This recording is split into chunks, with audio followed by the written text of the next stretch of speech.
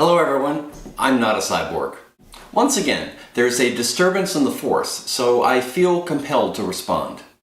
It's this Heartbleed thing you've been hearing so much about lately, some recently discovered gothic tale of gloom by Edgar Allan Poe? No, though it does have system administrators around the world clutching at their keyboards in horror.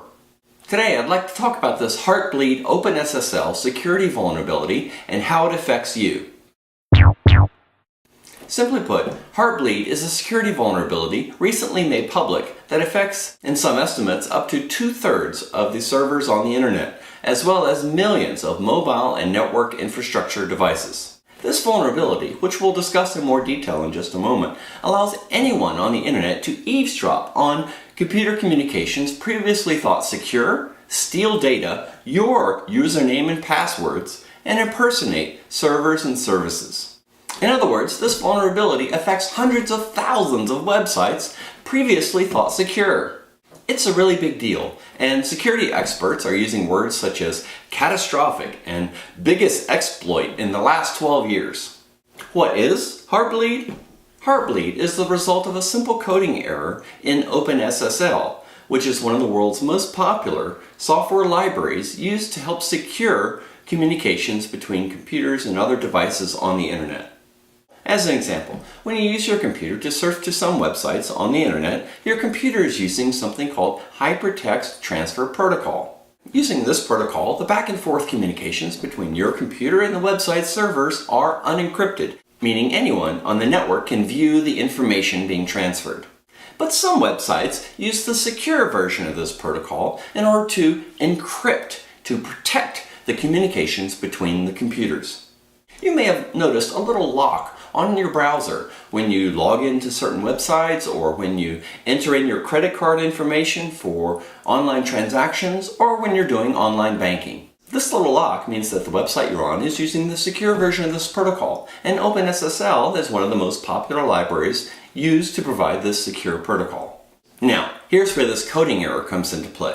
Normally, when your computer is communicating with the website servers, your computer would ask the server for some information, and that server would provide that information. But by taking advantage of this coding error, attackers can tweak their computer's requests to the website servers, tricking those servers into returning a little snapshot of random memory from the server.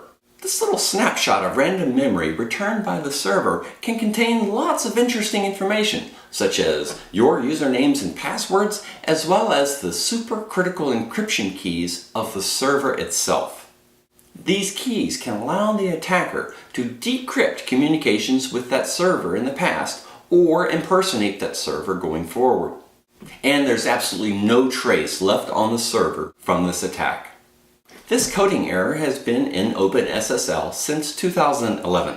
Now that this vulnerability has been made public, there's a lot of work trying to fix all of these insecure systems. There's a new version of OpenSSL that fixes the problem, but each insecure server must be told to use the new version rather than the old version. And so system administrators are frantically working to try to get everything patched. How does all this affect you? Think about it this way. If anyone in the world in the last 3 years could have made copies to the keys to your house, you might consider changing your house locks, right? So because this OpenSSL vulnerability has been in the wild for so long, it's prudent to assume that your passwords have been harvested and compromised. So you should consider changing your account passwords. But you should only consider changing your passwords on accounts that have been patched and are therefore no longer vulnerable to this OpenSSL exploit.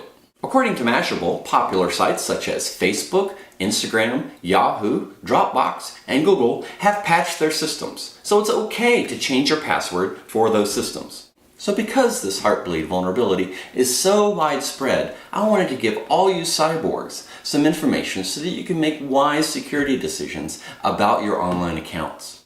I'll put a link down in the show notes to this article so you can check the patch status of other popular sites.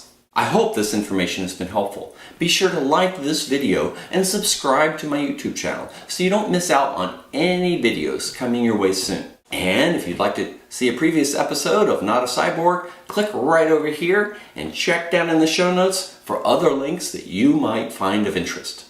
And if you have any questions about Heartbleed or passwords or whatever, be sure to put them down in the comments section below this video. Thanks again for watching. I'm off to charge my batteries.